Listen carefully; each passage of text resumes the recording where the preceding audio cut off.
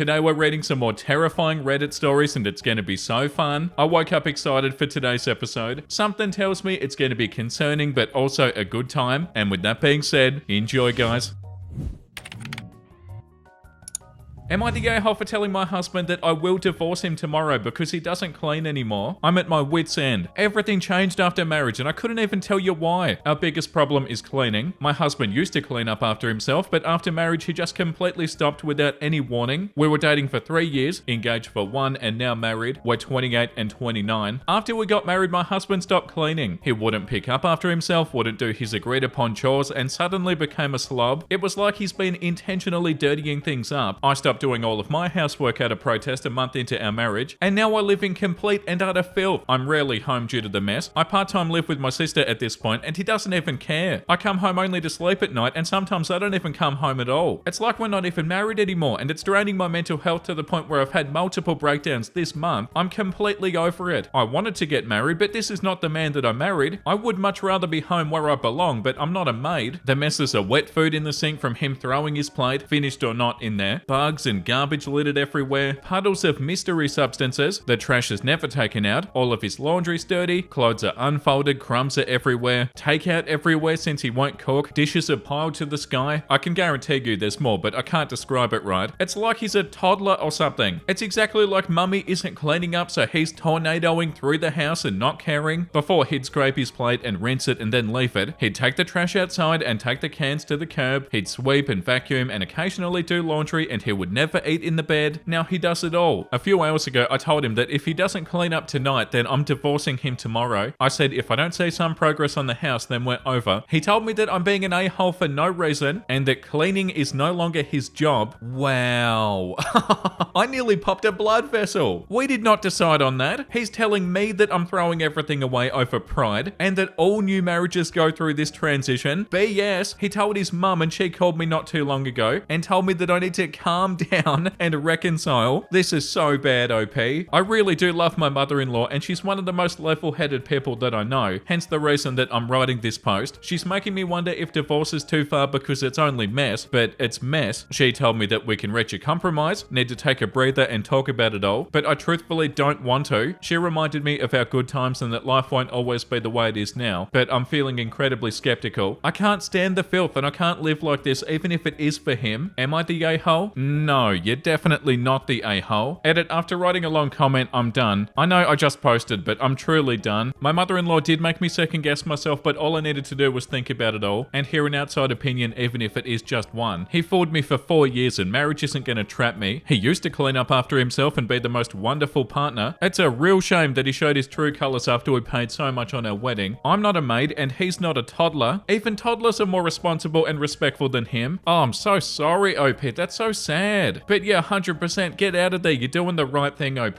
He's not going to change. He's not going to get any better. He's not putting any effort in. And when you did say to him, hey, you need to clean up or we're going to get divorced, he didn't clean up. The first thing he did was call his mum. Actually, no, his first reaction even before that was to call you an a-hole. Nah, he's not going to change, OP. And it's not your job to try to change him back to the person that he used to be or the person that he was pretending to be. Oh my God, and also that bit where he said he told me that I'm being an a-hole for no reason and that cleaning is no longer his job, like it's OP's job now. Like that answers your question right there. That's his attitude. He feels like he shouldn't have to do it. That's so gross. The top comment says, not the a-hole, your husband's behavior is completely unacceptable. It's one thing to have different cleaning standards, but it's another entirely to actively refuse to contribute to a shared living space. The level of filth that you're describing is not just messy, it's unsanitary and disrespectful. Yeah, the whole place sounded like a hazard. The comment under that one says, the part where he says that he doesn't have to clean now that he's married is especially bothersome. He truly believes this and he'll never change. Yeah, like, oh, it's your job now. Well, aren't you a delight to be married to, dude? Yeah, the second top comment. The no longer his job line made me want to drive you to the attorney's office to start the divorce. Yeah, that was definitely anger inducing. Yeah, this one too. Cleaning is no longer his job. Oh my God, I'm crying laughing from that statement. My response would be, then being married to you and picking up your crap is no longer my job. I suspect that your mother-in-law means well but doesn't understand the scope of all of this. Send her some pictures and go see a lawyer. Get your finances separated immediately. Take your stuff to your sisters and don't look back. Yeah, I can't believe that. That's such a pathetic attitude. Like, oh yeah, I'm a baby now and you're gonna look after me. No, dude. No, of course you're not the a-hole, OP.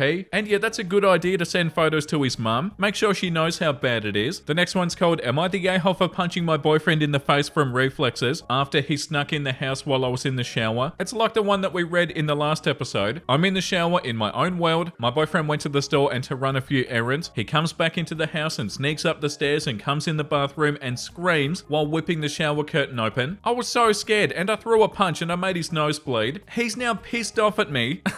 Come on. I was scared and vulnerable and naked in the shower. I thought he was an intruder and I just acted on instincts. I didn't mean to actually hit him. Am I the gay hole? Oh my god, it's just like the other one that we read. No, you're not the gay hole, OP. What the hell was he doing that for? Yeah, the top comment, not the gay hole. What was he expecting to happen? The comment under that says, not the gay hole. It's a bit sad that you even feel that you need to ask. Your boyfriend put himself into a situation that he had to have known would have potentially got himself punched, and he did. He has no reason to be upset at you for the consequences of his own actions. If anything, if he really loved you and cared for your safety, he'd be proud of you for being so quick to defend yourself against a possible intruder. Yeah, the getting upset at you for this is so wild, OP.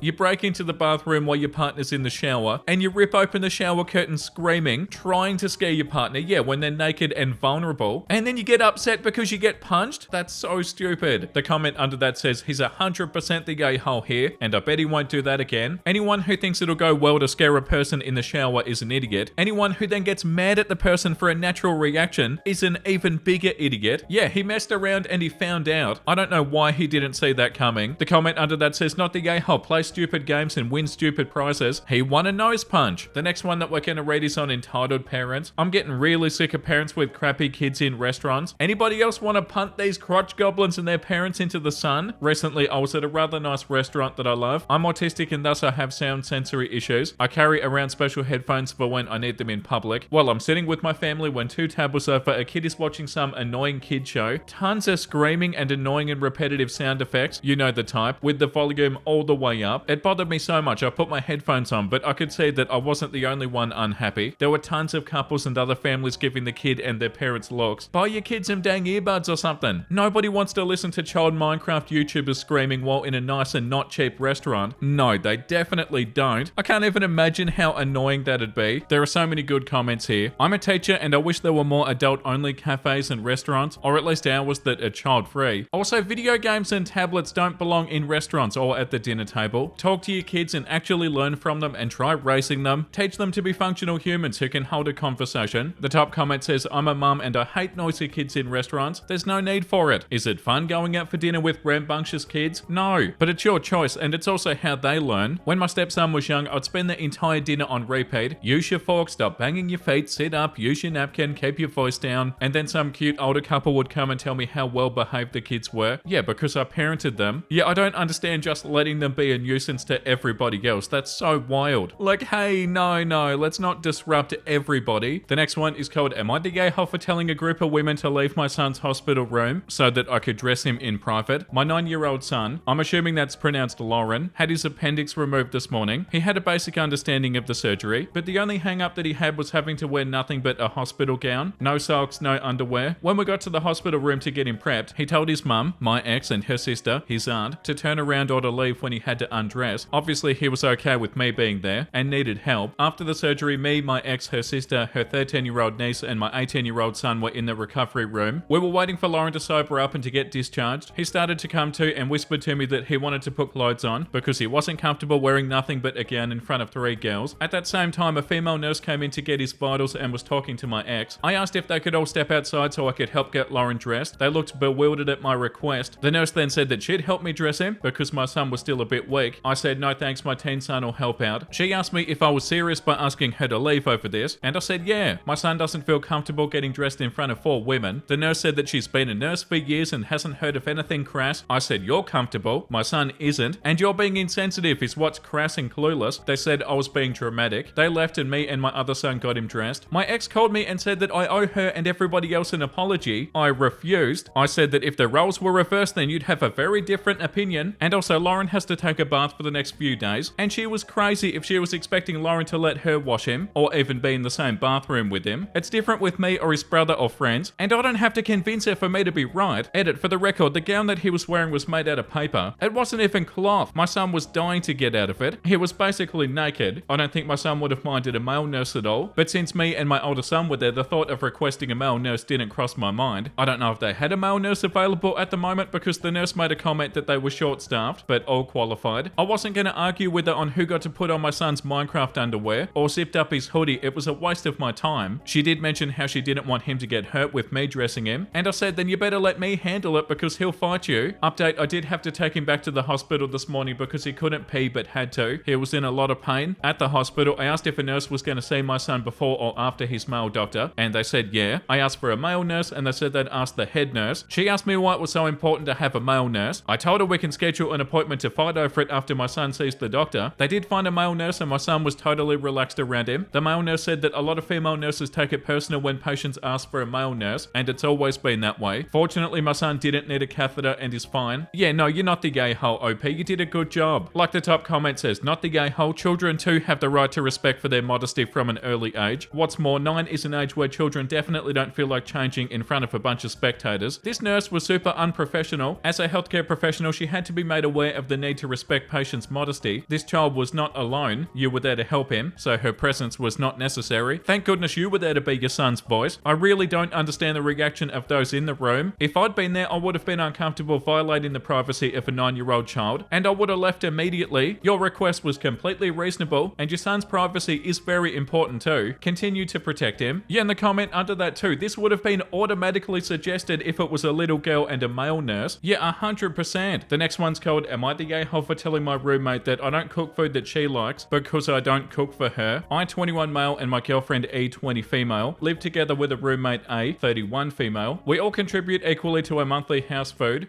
meant for everybody, not one specific person, budget. We can still have our own food, and as long as we communicate so nobody eats someone else's food. A couple of weeks ago, I made myself and Dee some spaghetti with the house food, just noodles and generic brand canned sauce, nothing fancy. Quick and easy because I was feeling lazy. I was at work until late that night, and myself and my girlfriend ended up finishing all the spaghetti. When I came home, she saw the dirty pot in the sink and made a comment about being sad that there was none saved for her. I asked if she wanted me to save some for her next time that I made it, but she didn't really give me a straight answer. I got the feeling that she wanted me to though, so I made a mental note to do that next time that I made spaghetti, and I moved on. A couple of days after, I made some pork chops. Again, nothing fancy. E wasn't hungry and didn't eat her portion, so I offered it to A when she came home. She accepted it. However, when she put the food in the microwave to warm it up, she made a face as the smell hit her. She tried not to let me see, but I could tell that she wasn't thrilled. She took the food into her room to eat, which isn't unusual for her, so I don't know if she finished it or what. Since then, whenever we're in the kitchen together and I'm cooking, she's been kinda hovering over my shoulder and trying to give me advice on how to season my food. And honestly, sometimes it is good advice. I'm one of those people who views cooking as a constant learning thing, so I don't mind taking suggestions. However, she gave me an attitude whenever I didn't do something that she wanted or liked. It was always subtle and unspoken until yesterday. I was making spaghetti again. When I make spaghetti, I keep the noodles and sauce separate so everybody can choose how much they want. A seen me make spaghetti before, but this time she said I made it the white people way. I feel it's important to note that she's also white. She said that I should mix the sauce in. I told her that wasn't how I make it. She told me that she liked it better when it was pre-mixed, and here's where I maybe went too far. I told her that I don't care how she likes it because I wasn't cooking it for her. I told her that when I cook, mine and my girlfriend's preferences are the only things I consider because the food is being made for us, not for her. If she doesn't like it, she has her own food to make, and there's nothing stopping her from eating that. She got all huffy and then stormed off, and later on he said that my tone came off a bit angry. I wasn't angry, I was just stating a fact, but maybe there was a way to put it more gently. I don't know. I'm told that I can sometimes come off as an a-hole without meaning to, that I have one of those resting faces that makes me look angry all the time even when I'm not. So am I the a-hole? Edit, I made a post on my actual profile to clarify some stuff. Edit number 2, everything's resolved and we're all good. The post is marked as no a-holes here, and yeah, I sort of feel like that's true. OP's got a post here, clarification on the am I the a-hole post. Hey, so I posted on am I the a-hole and then I left for a bit and the post sort of blew up. So I wanted to pop in and clear up a few things. The subreddit has a character limit that had me really pressed trying to fit in what I thought was the most relevant information. So I'm sorry that not everything was super clear. That's my bad. One common misconception was that I only use house food for the spaghetti. So allow me to clarify. The noodles were house food, but the sauce was a specific, albeit generic brand that I prefer to buy. So it was my food. Our house food mainly consists of staples like pasta, bread, eggs, milk, etc. Things which are easily customized customizable to suit each person's taste. The pork chops that I mentioned were also my food. Right, okay, that makes a lot more sense. Yeah, no, there's no a-holes here. Something else that people seem to be assuming that I was cooking her portion of the pasta, considering that she would have technically paid for a third of it. I can sort of see where this is coming from, but this was brought up back when she first moved in, and we agreed that figuring out thirds like that when it comes to this just complicates everything. We operate under the if you cook it, it's yours mentality. So the pasta that I made was not half hers and half mine, it was just mine. This system has worked for us for over a year, and I sort of doubt that's the root of the problem. Also, with the first spaghetti meal mentioned, I had enough for 2 people, me and my girlfriend, that's it. I didn't make 3 portions. The second time after I figured out she wanted some, I made 3 portions since she would be eating with us. I don't know why people assumed that I was making more than I needed, but then again, it's the internet, and I bet some people are really just like that. It's not like I can blame y'all. All that said, the answer I saw most often was that a discussion about the food budget needed to be had, and things needed to be properly split between the 3 of us. And while I am on the fence, I do think it's worth bringing up with E and A, so that's probably what I'm gonna do. I'm gonna give A a bit more time to calm down though, since she still seemed cold when she left for work earlier. And OP has an update here. Final update on the stupid spaghetti post. Alright, I figured y'all should get one last update before I vanish off the face of the earth. Myself, A and E all sat down together last night after A got off work. I brought up what happened the other night with the spaghetti, and I explained how I saw things. To sum up what I said, I told her that while I appreciated her help sometimes in the kitchen, since she had more experience than me, I didn't understand her insisting on something as small as stirring the sauce in or not, when she could simply stir the sauce in herself on her own plate. I was mindful of my tone and my wording this time around, and I think it did help. After I had said my piece, I let out a long sigh and I apologized. She explained that she had had a long day at work that day, and when she came home she was pretty moody, and she ended up taking that out on me. She said that growing up her family always mixed in the sauce and she'd never actually eaten it the other way, so when she saw something she perceived as new, her brain kinda flipped out about it. I told her I understood and I apologized for maybe coming off more annoyed than I actually felt. I also took the opportunity to explain to A why I eat spaghetti this way. My older sibling has autism and is an incredibly picky eater, and when we were kids they would refuse anything that wasn't plain buttered noodles, so the separation of noodles and sauce was our family's way of accommodating them, and I guess it just sort of stuck with me since that's how I grew up. She said that it made sense, and I told her if it really mattered I could stir her portion of the pasta when she's having a rough day. She smiled and said that it's not necessary, but I heard this tone in her voice again, so I think I'm going to do it anyway and see how she responds. Since so many people seem confused or concerned about the house food system, I decided to bring that up and ask if it was in any way relevant to this. She said no, that she really didn't mind the system that we had. She said that it probably would have happened no matter what I'd made, since in her mind right then, anything that wasn't made her way was wrong. He also agreed that as of right now our house food system is working, and neither of them saw a reason to change it. After that we sort of hung out in the living room for a while talking about weirdly specific food preferences that we have, in the same vein as stirred spaghetti. Turns out that we're all picky about some random food item and it only makes sense to us. Like I'll only eat hot dogs if they're not made with actual hot dogs, but Polish sausage, and it has to have mustard. I'm not sure if it's then called something else and I don't care. Not the point. The point is our strange and specific food preferences can be accommodated more often than not, except A putting ranch dressing on her spaghetti. I love her, but some crimes can never be forgiven. Wow, that's so funny. And gross too. Yeah, no, there's no a-holes here, and I feel like that's a good place to end the episode. That was such a fun episode, and I hope you guys enjoyed that. I do have something wholesome to show you before I go. We have to end it on a good note. Me buying cool stuff that I would have liked as a kid. My inner kid being happy. Oh, that's so beautiful, and that's so important too. Like, oh, I wish I could have done this when I was a kid, and I'm doing it now. That's so beautiful, and that's such a good feeling. You have to make your inner kid happy. That's so cute. Thank you for watching, everybody. I hope you had a wonderful time today. And if you did, make sure you let me know down below in the comment section, and also like and subscribe. And the comment of the day,